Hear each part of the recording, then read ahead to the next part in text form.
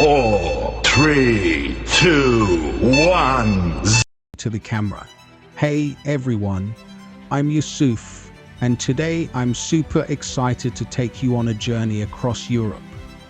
I'm going to share with you the 100 best places to visit in Europe.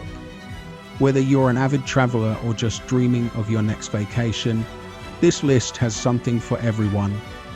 So let's dive in and explore the beauty, history, and culture of Europe together. Are you ready? Let's go.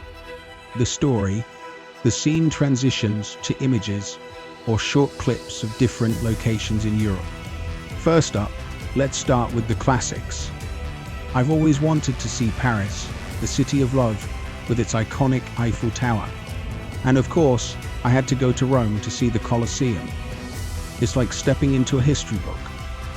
The architecture in these places is just unbelievable, and you can't help but feel like you're part of something ancient and timeless. The scene changes between various European locations, but Europe is not just about the famous landmarks. I've been lucky to explore places like the small streets of Prague, where every corner tells a story.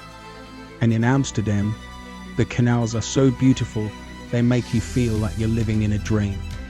There's also the stunning northern lights in Norway, an experience I'll never forget. The scene shows footage of Europe's natural beauty. The natural beauty in Europe is mind-blowing too.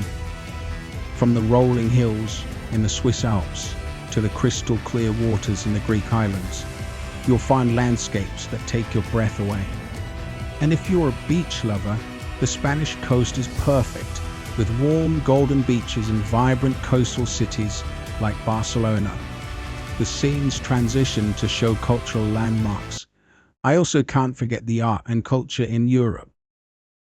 I spent hours in the Louvre in Paris, surrounded by masterpieces, and in Florence, I saw Michelangelo's David up close, which felt surreal. Each city I visited had its own